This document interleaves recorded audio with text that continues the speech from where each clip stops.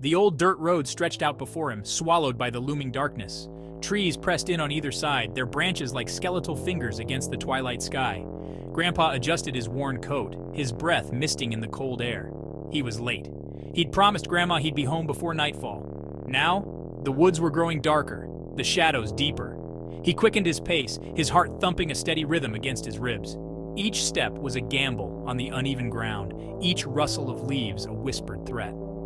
Grandpa had walked this path 1,000 times, yet tonight it felt alien and hostile. The familiar scent of pine needles and damp earth was overtaken by a cloying sweetness he couldn't place.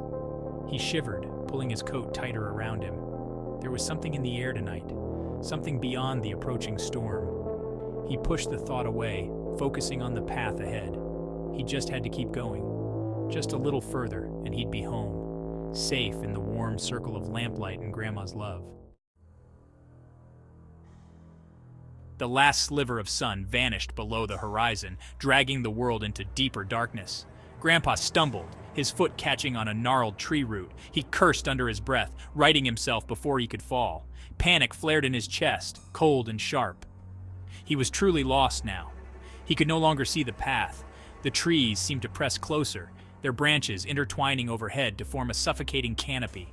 The air grew heavy, thick with the scent of damp earth and something else, something unsettling. He could feel eyes on him, watching him from the impenetrable darkness. He started walking again, his steps hesitant and unsure. He called out, his voice thin and reedy in the stillness, but there was no answer. Only the whisper of wind through the trees, a sound that seemed to mock his fear. Despair threatened to engulf him, cold and suffocating.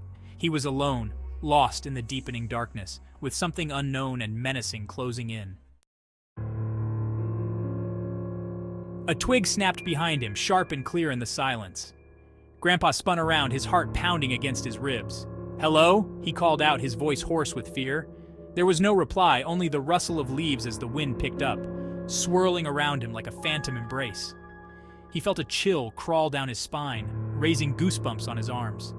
He was certain now that he was not alone. Something was out there, something that moved with the shadows, something unseen but ever present. He thought of the stories his grandfather used to tell, tales of restless spirits and mischievous creatures that roamed the night. He shook his head, trying to dispel the images. Those were just stories meant to scare children. And yet, he couldn't shake the feeling of dread that coiled in his gut. The air seemed to crackle with an unseen energy, the darkness pulsing with an almost tangible presence.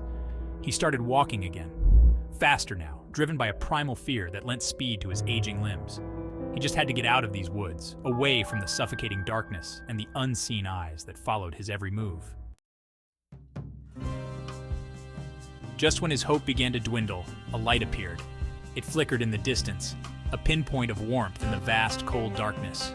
Relief washed over him, so potent it almost brought him to his knees. He wasn't alone. Someone was out there. He surged forward, adrenaline banishing his fatigue. The light grew stronger as he approached, illuminating the path ahead. He could see the outline of a figure holding the light, a tall, slender silhouette that seemed to shimmer in the dancing flames. He called out again, his voice stronger this time, infused with newfound hope. The figure turned towards him, the light illuminating a face obscured by shadow. Grandpa stopped, his breath catching in his throat. There was something familiar about the figure, something about the way it held itself, the way it moved with an almost unnatural grace. He couldn't place it, but a sense of calm settled over him, chasing away the fear that had clung to him like a shroud. He felt drawn to the light and the figure that held it, as if it were a beacon guiding him home after a long and perilous journey. "Hello?" Grandpa called out again, his voice raspy but steady. "Can you help me? I seem to have lost my way." The figure turned slightly and the light flickered, casting dancing shadows that played tricks on his tired eyes. He thought he heard a voice, soft and low, carried on the wind. He strained to hear, but the words were lost in the rustling leaves and the pounding of his own heart. The figure gestured for him to follow, and without hesitation he did. He didn't question why he trusted this stranger, this being of light and shadow. He simply knew, with a certainty that defied logic, that he was safe. The figure led him through the darkened woods, the light cutting a path through the oppressive darkness. The air seemed lighter now, The oppressive presence that had haunted his steps vanished. He felt a strange sense of peace settle over him, a feeling of being protected, guided. The forest, once menacing and alien, now seemed almost welcoming, the trees swaying gently in the breeze as if bidding him farewell. He glanced back at the figure, but the light had grown dimmer, the features obscured once more by shadow. Yet he felt no fear, only a growing curiosity and a burgeoning sense of gratitude. As they emerged from the woods, the first rays of dawn were painting the sky in hues of rose and gold.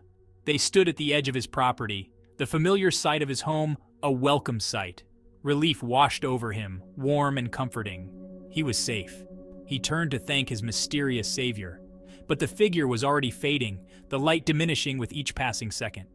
He caught a glimpse of a face, a woman's face, framed by long, flowing hair. It was a face he knew, a face etched in memory, but he couldn't quite place it. "Wait," he rasped, reaching out a hand, but the figure was gone. The light vanished, leaving him standing alone in the growing dawn. He was left with a lingering sense of warmth, a feeling of profound peace, and a mystery that tugged at the edges of his mind. He stood there for a moment, watching the sunrise, his heart filled with a strange mix of gratitude and wonder. Who was the mysterious figure who had guided him home, and why did her face seem so familiar yet so elusive? He walked towards his house, each step lighter than the last. He could smell coffee brewing, hear the sizzle of bacon in the pan. Grandma was awake, preparing breakfast, just as she had for the past 50 years. He smiled, a sense of profound gratitude washing over him.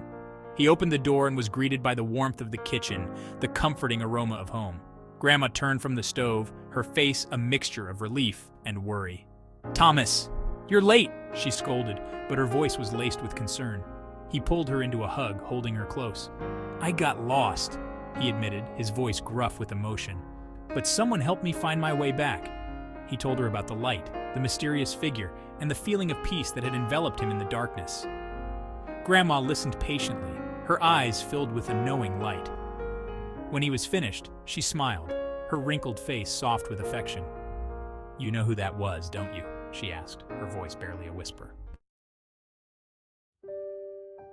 He shook his head, confused. "I thought I did for a moment, but—" He trailed off, the memory of the woman's face elusive, like a dream upon waking. Grandma took his hand in hers, her touch warm and reassuring. "It was your sister," she said softly. "Mary. You saved her from drowning in the river all those years ago, remember?" He stared at her, memories flooding back, vivid and sharp. He was 12, Mary just a child of 8, playing by the river. He remembered her laughter, the splash, the icy grip of fear as he saw her swept away by the current. He remembered diving in after her, the frantic struggle, the relief that washed over him when he finally pulled her to safety. "She promised she'd repay your kindness," Grandma continued, her voice thick with emotion. "It seems she's kept her word." He closed his eyes, the weight of her words settling deep within him. He had never forgotten that day. The terror, the relief, the fierce protectiveness he felt for his little sister. He had saved her life, and in turn, she had saved his. He thought about the light, the warmth, the feeling of peace that had enveloped him in the darkness. He understood now. It wasn't just a light guiding him home. It was the enduring light of love, of gratitude, of a promise kept across the veil of time. He looked at Grandma, her hands still clasped in his, her eyes shining with unshed tears. He was home, safe, surrounded by love, and the enduring memory of a debt repaid. The world outside might be cold and dark, but in that moment, his heart was filled with a warmth that chased away the shadows.